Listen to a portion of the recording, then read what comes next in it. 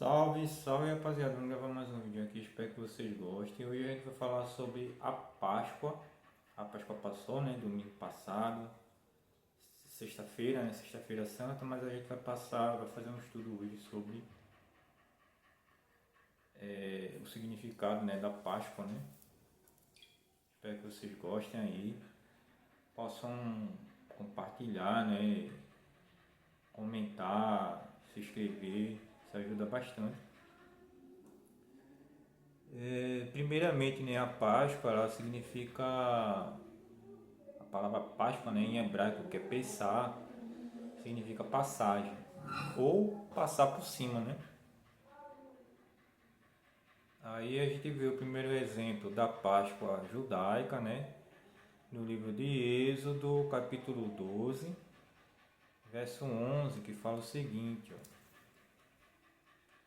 vocês o comerão como se estivessem preparados para caminhar, de sandálias nos pés e cajado na mão, e comerão às pressas, porque é a Páscoa de Iahua. Aí a gente tem também Êxodo, capítulo 34, versículo 25.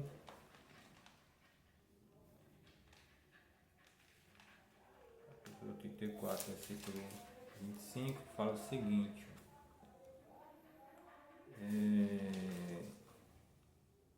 você não sangrará sob pão fermentado o sangue de meus sacrifícios e do sacrifício da Páscoa, não ficará nada para o dia seguinte. Esse aqui é falando sobre a refeição, né, da Páscoa. E o outro versículo, o capítulo 12, versículo 11, fala da passagem, né? Até a palavra tem literalmente tem a palavra passagem no versículo, né? Aí tem Levítico 23 também. Levítico 23, verso 5 e 8. Repetindo, né, o que aconteceu no Êxodo, né? Aí temos assim, ó, o dia 14 do primeiro mês, ao entardecer, é a Páscoa de Yahvé. O dia 15 do mês é a festa dos pães sem fermento, a Páscoa, né? Dedicado a Yahuwá. Durante 7 dias vocês comerão pães sem fermento. No primeiro dia haverá uma santa convocação para vocês. Não farão nenhuma obra do serviço. Durante 7 dias vocês apresentarão ofertas queimadas a Yahuwá. No 7º dia haverá uma santa convocação e vocês não farão nenhuma obra do serviço. Aí temos Números também, capítulo 9, verso 1. Números 9, versículo 1 fala o seguinte: 2 anos depois que os filhos de Israel saíram do Egito, no primeiro mês, Yahuwá falou a Moisés no deserto do Sinai. Até o versículo 14, no caso, né? Os filhos de Israel celebrarão a Páscoa na data marcada. No dia 14 do primeiro mês, ao entardecer, celebrarão a festa conforme todos os seus estatutos e normas. Moisés mandou os filhos de Israel celebrarem a Páscoa. E eles celebraram no dia 14 do primeiro mês, ao entardecer, no deserto do Sinai. Os filhos de Israel fizeram tudo de acordo com o que Yahvé tinha ordenado a Moisés. Alguns homens estavam impuros porque haviam tocado num cadáver. E nesse dia não puderam celebrar a Páscoa. Isso aqui são as normas que tem na Páscoa, né? Apresentaram-se no mesmo dia Moisés e Arão. E lhes disseram: estamos impuros porque tocamos num cadáver. Porque não nos deixa trazer nossa oferta a Yahuwá no tempo determinado, junto com os filhos de Israel. Moisés respondeu: esperem até que eu saiba o que Yahuwá vai ordenar a respeito de vocês. Yahuwá falou a Moisés: diga aos filhos de Israel: se alguém de vocês ou de seus descendentes estiver impuro por ter tocado em um cadáver, ou estiver numa longa viagem, deverá celebrar a Páscoa de Yahuwá no dia 14 do segundo mês, ao entardecer. Comerão a Páscoa com pães sem fermento e com ervas amargas. Não deverá sobrar nada para o dia seguinte, nem se quebrará osso nenhum do cordeiro. Deverão celebrar a Páscoa de acordo com todo o estatuto. Quando o homem estiver puro ou não estiver em viagem e deixar de celebrar a Páscoa, será excluído do seu povo, porque não trouxe a oferta de Yahuwá no tempo certo. Tal homem carregará seu pecado. O migrante, o estrangeiro, mora entre vocês, deverá celebrar a Páscoa de Yahuwá conforme o estatuto e a norma da Páscoa. Assim o fará. O mesmo estatuto vale tanto para o migrante, o estrangeiro, como para o natural da terra. Aí também temos Números capítulo 28, versículo 16 ao 25, que fala o seguinte: no dia 14 do primeiro mês, celebrar-se-á a Páscoa de Yahuwá. E o dia 15 é também dia de festa. Durante 7 dias só se comerá pão sem fermento. E no primeiro dia haverá uma santa convocação. Vocês não farão nenhuma obra do serviço. Ofereça oferta queimada em holocausto para Yahuwá: 2 novilhos, 1 carneiro e 7 cordeiros de 1 ano, todos perfeitos.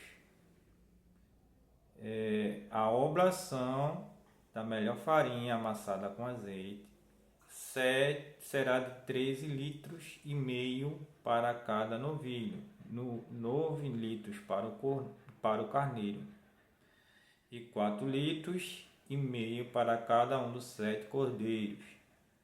Ofereçam também um bode em sacrifício pelo pecado, para fazer expiação por vocês. Façam tudo isso além do holocausto da manhã, que é oferecido como holocausto perpétuo. Façam o mesmo durante cada um dos 7 dias. E pão da oferta queimada de perfume apaziguador por Yahuwá. Façam tudo isso, além do holocausto perpétuo, com sua correspondente libação. No 7º dia haverá uma santa convocação para vocês. Não farão nenhuma obra do serviço. Aí temos 2 Crônicas,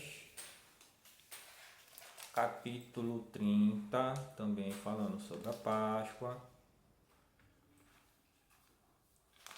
Capítulo 30 fala o seguinte: 2 Crônicas,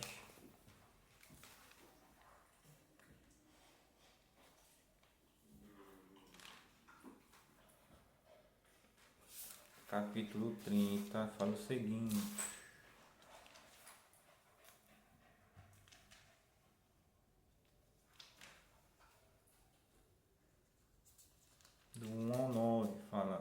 Ezequias convidou todo Israel e Judá, inclusive enviando cartas para Efraim e Manassés, a fim de que fossem ao templo de Yahuá e em Jerusalém para celebrar a Páscoa em honra de Yahuá, o Deus de Israel.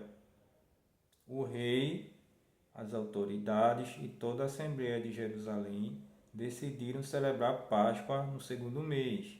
De fato, eles não tinham podido celebrá-la no tempo certo, porque ainda restavam muitos sacerdotes para se purificar e o povo não se havia reunido em Jerusalém.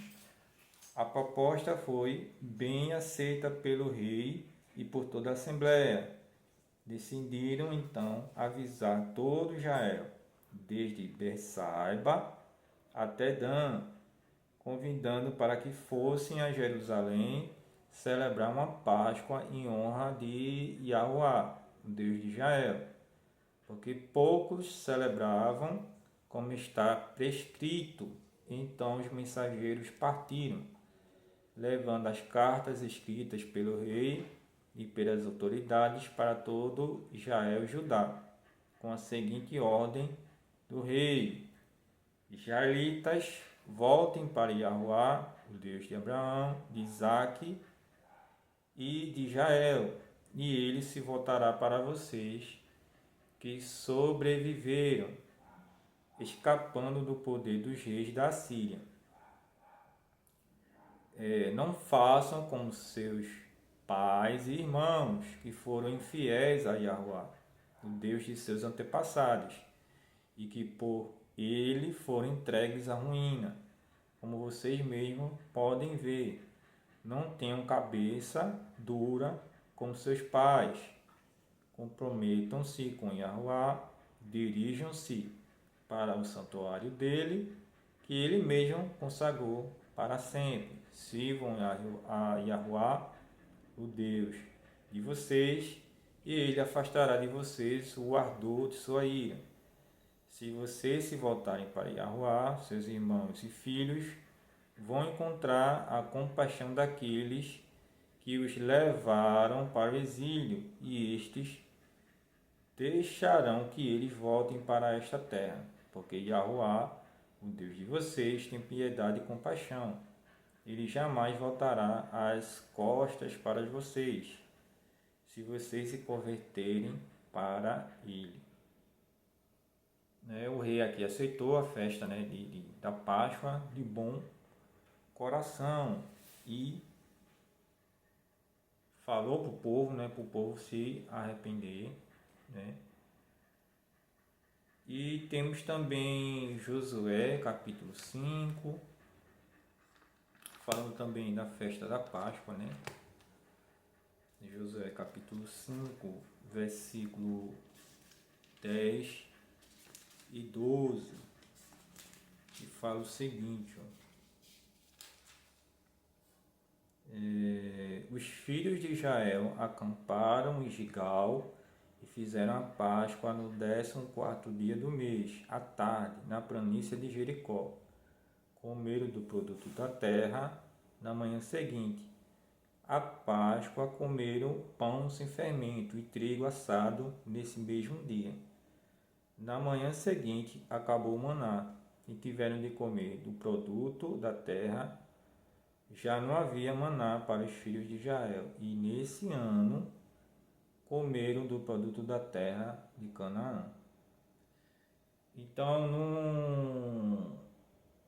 a Páscoa no Antigo Testamento, nesses livros especificamente, ele tem esse caráter de purificação, além da passagem pelo Egito, a saída do Egito, tem essa ideia também de purificação, vai ser ali oferecido animais, e tem a questão também das ervas amargas, para eles se lembrarem do que eles passaram no Egito, e tem todas esse simbolismo, né? Aí a gente vai agora para o livro de Isaías 53, já falando mais ou menos ali o que aconteceria com nosso Senhor e Salvador Jesus Cristo. Isaías 53, verso 4 e 5, fala o seguinte, né, o servo sofredor ali de Isaías 53, fala o seguinte, na verdade, são nossas doenças ou nossas transgressões que ele carregou, são nossas dores que ele levou em suas costas, e nós achávamos que ele era um homem castigado, um homem ferido por Deus e humilhado. Mas ele estava sendo transpassado por causa de nossas transgressões, esmagado por nossos pecados. Caiu sobre ele o castigo que nos deixaria em paz, e por suas feridas é que nos veio a cura. Né? Então a gente vai também para o Novo Testamento agora, né? A gente vai ver agora a obra redentora pascual de Jesus Cristo. No livro de João, capítulo 3, desculpe, verso 16, fala o seguinte, só achar aqui, pronto, achei. Capítulo 3, verso 16, fala o seguinte. Deixa eu ver.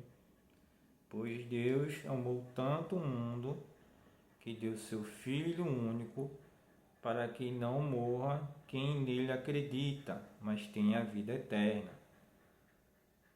Então, existem 3 mundos na Bíblia, né? O mundo, o cosmo, existe daí vem a ideia de cosmogonia, né? Cosmologia,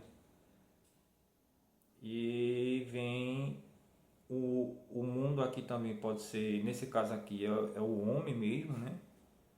É o homem, seres humanos no caso, e tem o mundo animal ou o mundo físico também, né?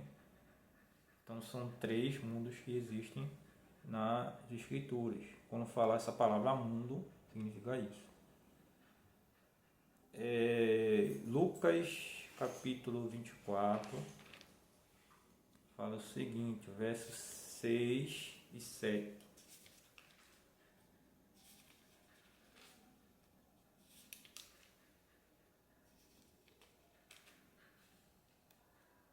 Lucas 24, versos 6 e 7 fala o seguinte, ele não está aqui, ressuscitou, fala da ressurreição de Jesus, né? Lembre-se de como ele lhes falou quando ainda estava na Galiléia. É preciso que o Filho do Homem seja entregue nas mãos dos pecadores, seja crucificado e ressuscite no 3º dia. Então a morte e ressurreição de Jesus tem um caráter expiatório, para expiar os nossos pecados. Né? Do Evangelho também de João, capítulo 11, verso 25 e 26. Essa zoadinha que vocês estão escutando aí é meu cachorro, tá? Tá andando para lá e para cá ele.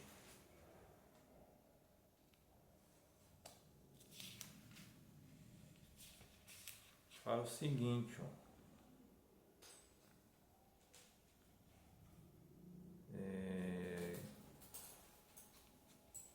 Jesus disse, eu sou a ressurreição, a primeira coisa, ele é a ressurreição, quem acredita em mim, ainda que morra, viverá.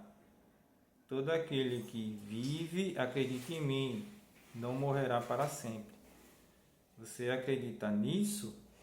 Eu fiz uma pergunta, né? Ele está perguntando isso a Marta. Então, Jesus tem esse caráter expiatório, né? Assim como a ideia da Páscoa também. Sacrificial, expiatório. E em 1 Pedro, capítulo 2, verso 24, fala o seguinte: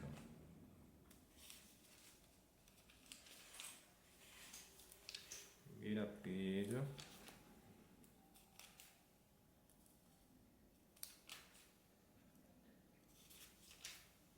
foi, filho?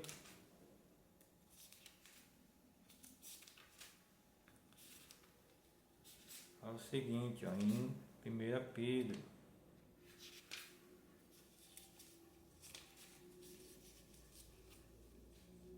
capítulo 2, versículo 24, fala o seguinte: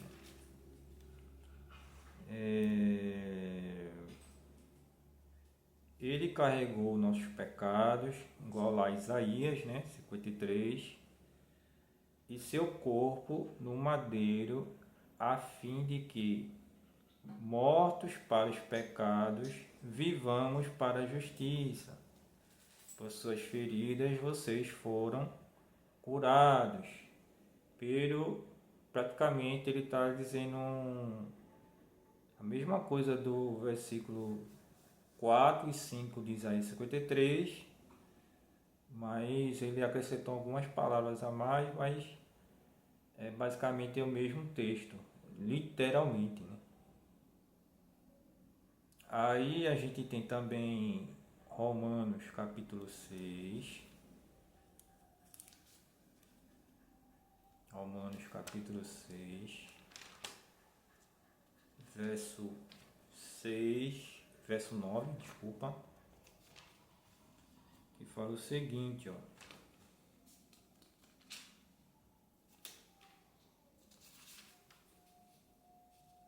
Verso 9 fala o seguinte: cientes de que Cristo, ressuscitado dos mortos, não morre mais, a morte já não tem domínio sobre ele. Jesus, com seu corpo glorioso, ressuscitado já, ele não morre mais. Aí também prova a prova sacrificial de Cristo, né, que é expiatória, né? E quando ressuscitaremos com um corpo glorioso, assim como ele tem um corpo glorioso também. João capítulo 19, mais uma vez, o Evangelho de João, fala o seguinte, ó.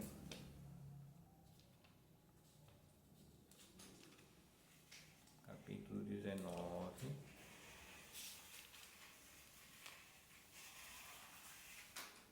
verso 30, fala o seguinte,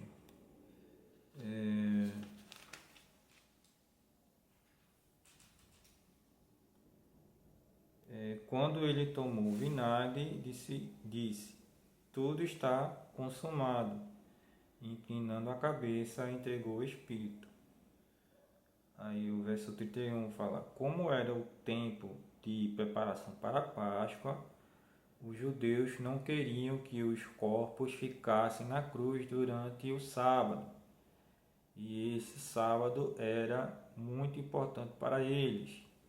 Então pediram que Pilatos mandasse quebrar as pernas dos crucificados, e que fossem retirados da cruz.